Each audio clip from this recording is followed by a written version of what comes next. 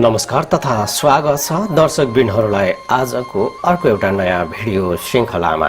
दर्शकवृन्द, तपाईहरूले कलीको मूर्ति अर्थात् विरूपाक्षको मूर्तिको बारेमा त निश्चय नै सुन्नुभएको होला। पशुपतिनाथ क्षेत्रमा रहेको विरूपाक्षको मूर्ति बाहिर निस्कँदैछ अनि यो मूर्ति पुरै निस्किए पछाडि कलियुगको अन्त्य हुनेछ र फेरि एउटा नयाँ युगको सुरुवात हुनेछ भन्ने कुरा पनि निश्चय नै सुन्नुभएको होला। दर्शकवृन्द, यस विषयमा धेरै धारणाहरू बाहिर आएका छन्, धेरै सामग्रीहरू बाहिर आएका छन्, धेरै किम्वदन्तीहरू पनि धेरै थरीबाट सुनिएको छ। इतिहासका कुराहरूलाई तपाईहरू समक्ष लिएर आउने क्रममा आज भने हामीले यिनै विरूपाक्षको मूर्ति अर्थात् कलीको मूर्तिको वास्तविकताको बारेमा तपाईहरू समक्ष यो सामग्री प्रस्तुत गरेका छौँ।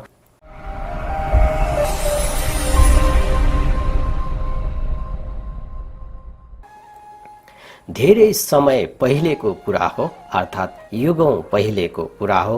नेपालमा धर्मदत्तको शासनकालमा विरूपाक्ष नामका एक सुन्दर किराँती थिए। विरूपाक्ष 12 वर्षको उमेरमा आफ्नी आमासँग सामान्य खटपट हुँदाको अवस्थामा घर नै छोडेर हिँडे। धेरै समयसम्म छोराको बाटो हेर्दा हेर्दै दिक्क बनेकी आमा पनि एक दिन विरक्तिएर फिरन्ते भएर हिँडिन्। कालान्तरमा कर्मभोगको सिलसिलामा एक जङ्गलमा आमा छोराको भेट भयो, तर दुवैले एक अर्कालाई चिन्न सकेनन्।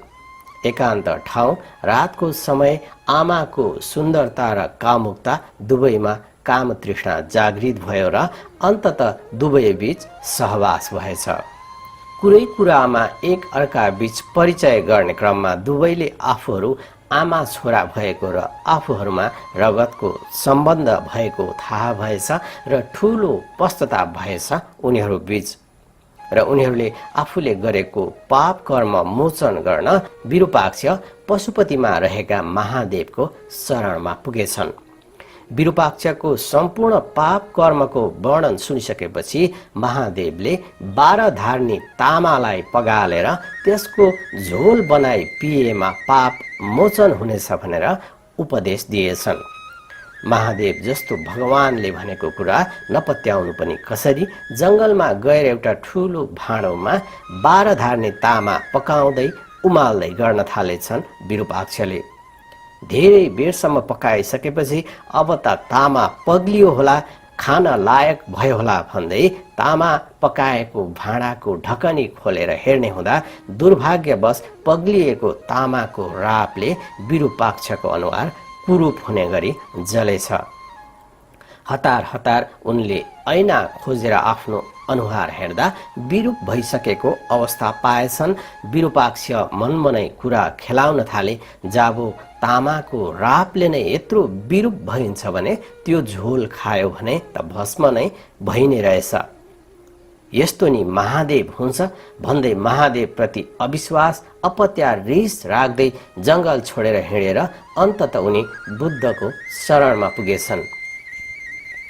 बुद्धले विरूपाक्षको सबै घटना वृत्तान्तहरू सुनिसकेपछि एक निर्मल जपमाला दिँदै जपमाला नखुइलिएसम्म एकाग्र चित्तले जप गरेर बस्न उपदेश दिनुभएछ।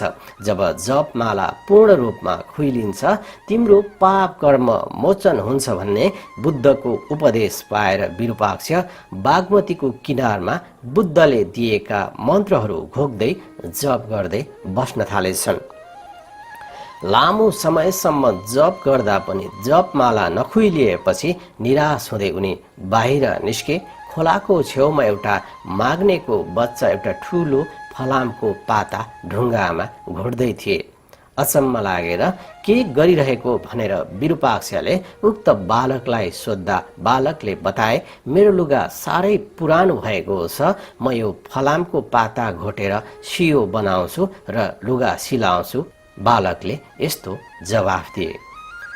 उक्त बालकको यस्तो जवाफ सुनेर विरूपाक्ष निकै खुसी भए। जाबो एउटा सानो बच्चाले त यस्तो उद्योग गर्न सक्छ, यति परिश्रम गर्न सक्छ, फलामको पातालाई घोटेर सियो बनाउन सक्छ भने म मात्र के कम हो र। भन्दै पुनः मन्त्र घोक्दै जपमाला जप गर्न लागेछन्। अर्को लामो समयसम्म पनि जप गर्दा जपमाला फेरि पनि खुइलिएन। पुनः निराश हुँदै उनी बाहिर निस्किए। दुईजना मान्छेहरू धागोले फिटकिरी काट्दै गरेको उनले देखेछन्। अर्को ठाउँमा रुखलाई एकैचोटि बन्चरोले काट्यो भने ठुलो वेदना हुन्छ भन्दै सियोले खोज्दै रुख ढाल्न प्रयास गरिरहेका मान्छेका दृश्यहरू पनि उनले देखे। निराश हुँदै फिरन्ते पाराले डुल्दै जाँदा एक ठाउँमा चराहरूले आफ्नो चुच्चोले तलाउको पानी ओसारिरहेको पनि उनले देखेछन्। यस्ता विविध क्रियाकलाप देखेर विरूपाक्षलाई मनमा बुद्धले आफूलाई धेरै ठुलो काम अराएको रहेनछन् भन्ने पनि लागेछ। जाबो यस्ता माग्नेका बच्चा सामान्य मानिस र चरा जस्ताले त यत्रा कामहरू सिद्ध गर्न सक्छन् भने म किन नसक्नु भन्दै गुरुको आज्ञा अनुसार पुनः नयाँ उत्साहका साथ उनी जपमाला जप्न थाले। यसरी लामो समयसम्मको जप थुप्रै अधैर्यहरू पार गर्दै उत्साह र निश्चयका साथ अन्ततः विरूपाक्षको जपमाला खुइलिएर गए र पाप कर्मबाट उनी मुक्त हुँदै गए। उनी खुसी भए। पाप कर्मबाट मुक्त भए पनि विरूपाक्षको मन चाहिँ शान्त रहन सकेन। उनलाई महादेवले गरेको व्यवहार जीवन पर्यन्त बिजिरहेको थियो।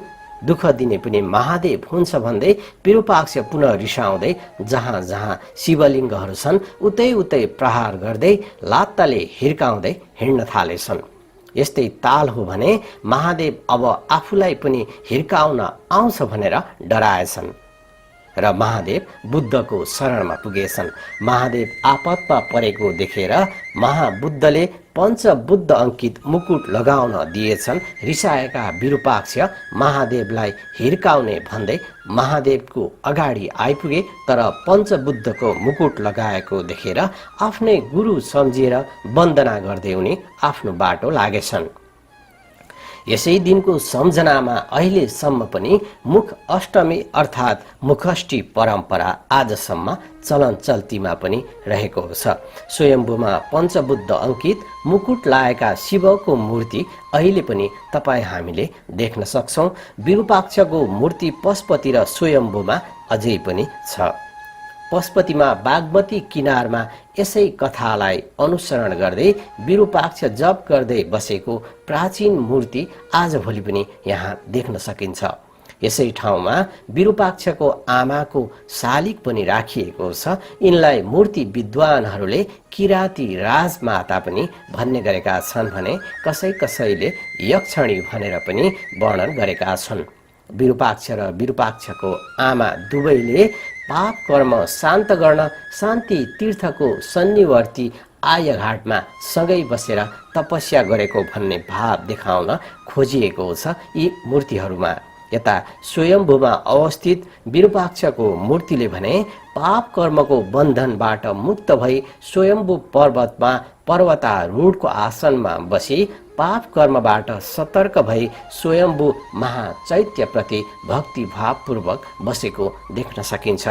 विरूपाक्षको यो मूर्ति जति जति जमिन छोडेर माथि आउँछ उति उति नै कली बढ्छ भन्ने भनाइ रहेको छ। यसै कथा अनुरूप पशुपतिको शिवलिङ्ग बाहेक अन्यत्र धेरै ठाउँमा शिवलिङ्गहरू हल्का ढल्किएका छन्, बाङ्गिएका छन् भन्ने जनविश्वास पनि रहेको पाइन्छ। जब यो मूर्ति पूर्ण रूपमा बाहिर निस्कनेछ यस संसारबाट कलियुगको अन्त्य हुनेछ र एउटा नयाँ युगको उदय हुनेछ भन्ने जनश्रुति यही कथालाई आधार मानेर बनाएको पनि पाइन्छ। दर्शकवृन्द, आजको भिडियो श्रृङ्खलामा तपाईहरू समक्ष हामीले पशुपतिमा रहेको विरूपाक्षको मूर्ति अर्थात् जसलाई यति बेला कलीको मूर्ति भनेर पनि भन्ने गरिन्छ, उक्त मूर्ति बाहिर निस्किएपछि के साँच्चै कलियुगको अन्त्य हुन्छ त? तपाईलाई के लाग्छ? आफ्नो धारणा अवश्य पनि कमेन्टमा उल्लेख गर्नुहोला र यस्तै रोचक, ज्ञानवर्धक अनि जीवन उपयोगी भिडियोहरू हेर्नको निमित्त हाम्रो च्यानललाई सब्स्क्राइब गरेर हामीसँग जोडिनुहोला।